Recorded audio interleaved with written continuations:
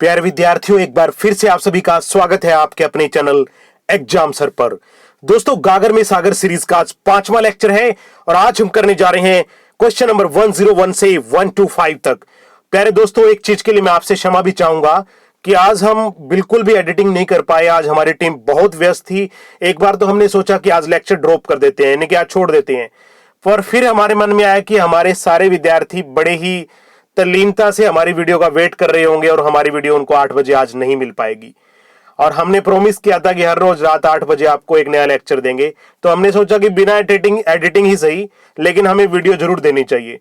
तो प्यारे दोस्तों, इसके लिए हम माफी चाहेंगे। क्वेश्चन आपको सीधे मिलेंगे, कोई एनिमेशन नहीं मिलेगा, कोई क्वेश्चन आपको चलता फिरता नहीं दिखेगा, बस सीधे डायरेक्ट क्वेश्चन एंड आंसर, क्योंकि हमारा मकसद तो आपको तैयारी करवाना है ना।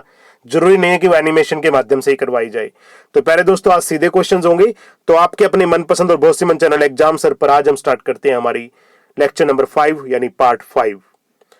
तो दोस्तों, क्वेश्चन नंबर 101, शुंग वंश की स्थापना किसने की? प्यारे दोस्तों, आपको कुछ समय मिल जाएगा इसमें। आंसर जिनको पता है वो सोच के बता दीजिए कि शुंग वंश की स्थापना किसने की। तो दोस्तों, राइट आंसर क्या रहेगा बताइए। तो प्यारे विद्यार्थियों, इसका राइट आंसर है पुष्यमित्र शुंग ने। ठीक है। क्वेश्चन नंबर 102, यवनों का पहला आक्रमण किसके नेतृत्व में हुआ? क्योंकि आज हम आक्रमणकारी भी करवाने वाले हैं।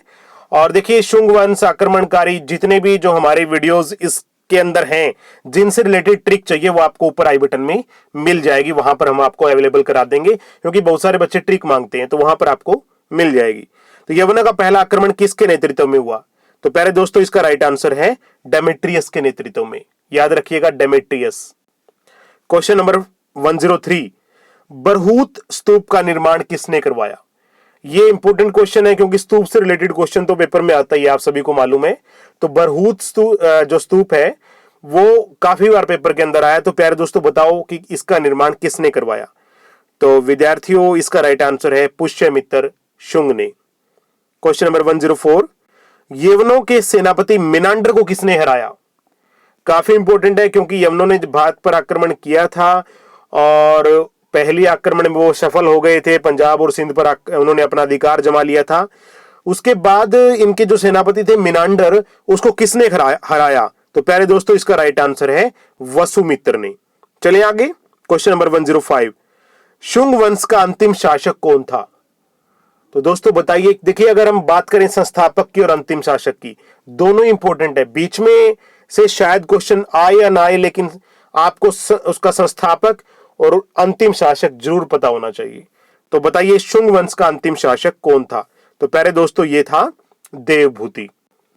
तो देवभूति अंतिम शासक था। इसका मतलब क्या है कि किसी ने देवभूति की हत्या की या देवभूति को हराया और शुंग वंश का खात्मा कर दिया था।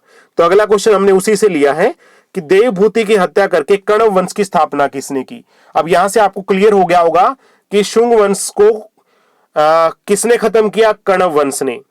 किसकी हत्या करके? देवभूति की हत्या करके। तो आखिरकार वो शख्स कौन था? तो प्यारे दोस्तों, वो था वासुदेव, और उसने 73 BC में, यहां पर हम सन भी दे रहे हैं ताकि किसी प्रकार का आपको डाउट ना रहे। तो वासुदेव ने 73 ईसा पूर्व बोलेंगे आप BC को देवभूति की हत्या करके अपने नए वंश की नींव रखी, जिसे हम कहते हैं कण्व वंश। Is it clear? Okay. Question number 107, अब हम बात करते हैं कण्व वंश का अंतिम शासक कौन था। ओके। तो प्यारे दोस्तों, कण्व वंश का अंतिम शासक था सुशर्मा। कौन था? सुशर्मा। तो अब बात फिर वहीं पे आके अटक गई कि सुशर्मा की हत्या करके सातवाहन वंश की स्थापना किसने की?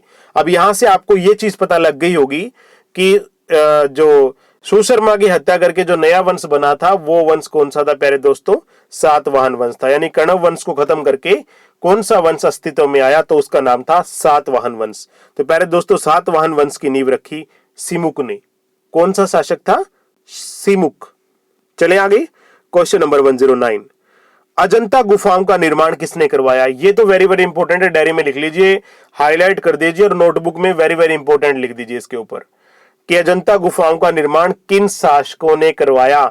जो बच्चे आर्ट की तैयारी कर रहे हैं उनके लिए भी इंपॉर्टेंट है, जो बच्चे कंपिटिटिव में जा रहे हैं उनके लिए इंपॉर्टेंट है, यूपीएससी की तैयारी कर रहे हैं उसमें भी आर्ट के 10 क्वेश्चन आते हैं तो उनके लिए भी इंपॉर्टेंट है।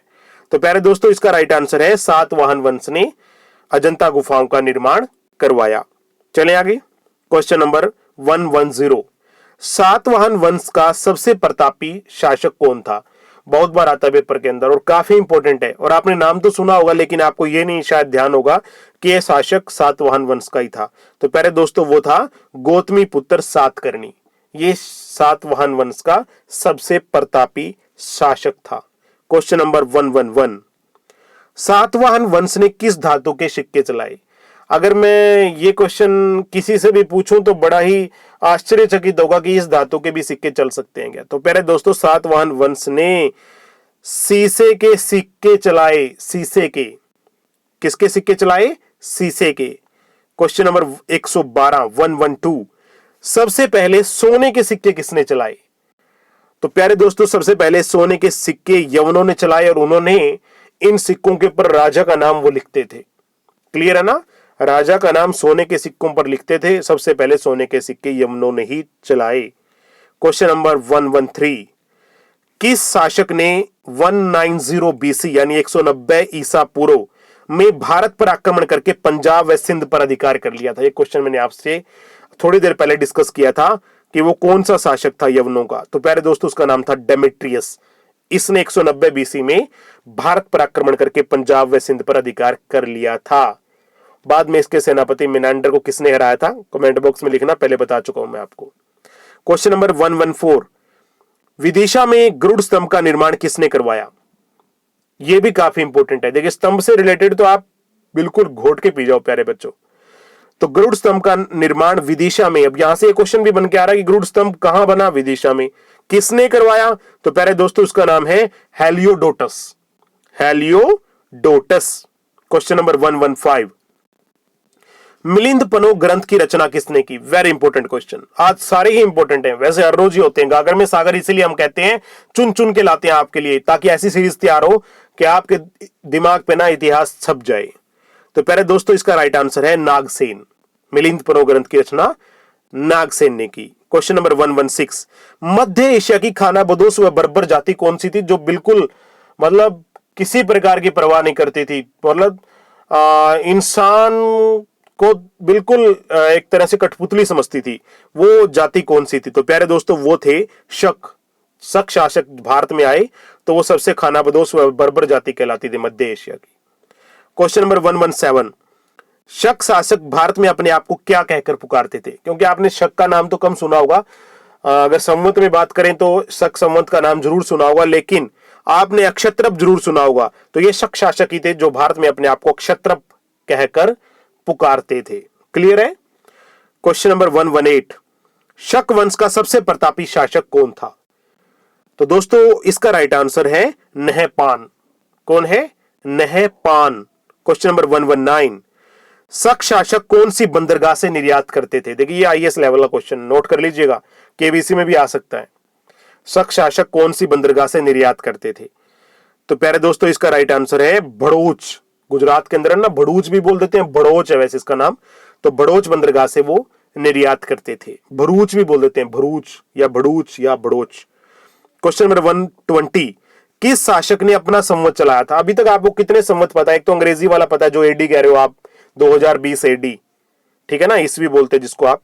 एक आपने विक्रमी संवत सुना होगा जो देसी महीने होते हैं, यानी कि 2020 में 57 जोड़ दो तो 2077 विक्रमी संवत आज के दिन चल रहा है। अब 2020 है ना, तो एक और संवत है जिसे कहते हैं शक संवत। उन्होंने भी अपना कैलेंडर बनाया था और अपना पूरा संवत चलाया था। तो कौन सा शासक था जिसने अपना संवत चलाया था? तो प्यारे दोस्तों वो शक शासक चेस्टन था जिसने अपना खुद का संवत चलाया था। तो ये ध्यान रखना, 3 संवत है, विक्रमी संवत और जो अभी चल रहा है एडी, और एक है शक संवत। तो अब मुझे एक क्वेश्चन आप बताइए कि शक संवत के अनुसार 2020 कौन सा साल है? अभी 2020 चल रहा है। विक्रमी संवत के अनुसार मैंने बता दिया 2077 चल रहा है। अंग्रेजी महीनों के अनुसार 2020 चल रहा है, अंग्रेजी साल के अनुसार। और शक संवत के अनुसार ये कौन सा साल है बताइए? तो प्यारे दोस्तों ये है 2020 में से 78 घटा दो, 1942 चल रहा है उनके अनुसार, क्योंकि 78 साल बाद आया था शक संवत। क्लियर है ना? समझ में आ गया ना? जो भी साल चले उसमें 78 घटा देना तो आपका बन जाएगा वो Shaka Samvat. Is it clear? Okay. Question number 120। Rudradaman कहां का शासक था? रुद्रदामन। तो प्यारे बच्चों बताओ रुद्रदामन कहां का शासक था? Very important question. तो इसका राइट आंसर है उज्जैन का। चलिए आगे, क्वेश्चन नंबर 1, 2, 3। चंद्रगुप्त मौर्य द्वारा निर्मित सुदर्शन झील का पुनर्निर्माण किसने करवाया? यहां से दो क्वेश्चन बन जाते हैं आपके। एक तो यह कि सुदर्शन झील का निर्माण किसने कराया, तो यहां पे क्वेश्चन में ही है कि चंद्रगुप्त मौर्य ने। ठीक है, उसके बाद इसका पुनर्निर्माण, हालांकि अशोक ने भी इस झील की रिपेयर की थी, लेकिन अभी वर्तमान में जो हम बात कर रहे हैं शक, कौरव, यवन, इनमें से कि चंद्रगुप्त मौर्य द्वारा निर्मित सुदर्शन झील का निर्माण किसने करवाया? तो पुनर्निर्माण किसने करवाया, दोबारा निर्माण? तो प्यारे दोस्तों इसका राइट आंसर है रुद्रदामन ने। चले आगे, क्वेश्चन नंबर 1 to 4। शक वंश का अंतिम शासक कौन था? तो बताओ प्यारे बच्चों, अंतिम की बात भी आपको पता होनी चाहिए। तो इसका राइट आंसर है रुद्र सिंह तृतीय।